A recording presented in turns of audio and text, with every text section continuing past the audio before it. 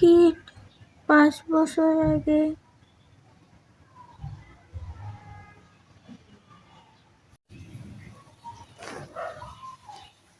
ভাই রে ভাই, যা দিনকাল আইলো, সকালে ঘুম থেকে উঠাও শান্তি নেই। ভাবছিলাম আজকের এই দিনটা রাজকীয়ভাবে কাটাবো, কিন্তু জোকার মামা আমার ইজ্জতের ফালুদা বানিয়ে দিছে। 5 বছর আগে আমি আজকের এই দিনে কি করছিলাম জানেন? দেখলে আপনারাও বমি করে দিবেন। আজকের ভিডিওতে দেখাবো আমাদের সে পুরনো অন্ধকার জমানা আর এখনকার বাস্তবতার মধ্যে আকাশ পাতাল পার্থক্য। ভিডিওটা শেষ পর্যন্ত দেখেন, গ্যারান্টি দিচ্ছি হাসতে হাসতে পেট ব্যথা হয়ে যাবে।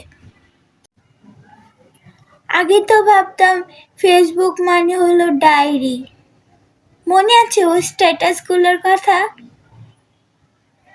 আজ আমার মন ভালো নেই, তুমি কেন বুঝলে না, একা থাকতে শিখে গেছি। ভাই রে ভাই, তখন বয়স ছিল 14 কি 15, প্রেম কি জিনিস বুঝতামই না, অথচ স্ট্যাটাস দিতাম মনে হতো আমিই যেন দেবদাসী। এখন মেমোরি যখন ওগুলো দেখায়, মন চায় নিজের হাত নিজেই কামড়াই।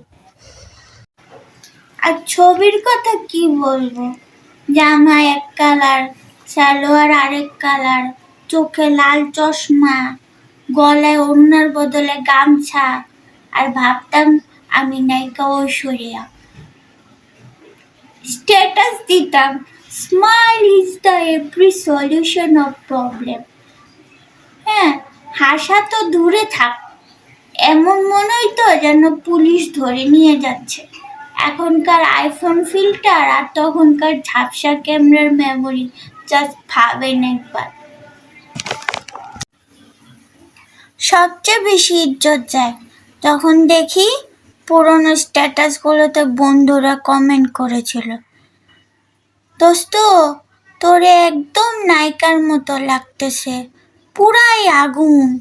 এখন ওদের ডেকে জিজ্ঞেস করতে মন চায়, তো কি চোখে ছানি ছিল, নাকি তোরাও আমার মতো পাগল ছিলি?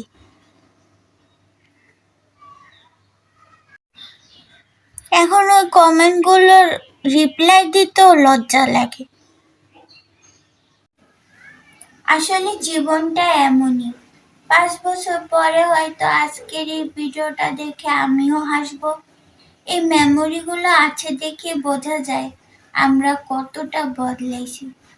যাই হোক, আপনাদের ফেসবুক মেমোরিতে পাওয়া সবচেয়ে বড় লজ্জাজনক কাজ কোনটা ছিল কমেন্টে জানান। যার কমেন্ট সবচেয়ে বেশি ফানি হবে তারটা পিন করে দেব। ভিডিওটা ভালো লাগলে শেয়ার করবেন আর ফলো দিয়ে পাশে থাকবেন। আল্লাহ হাফেজ।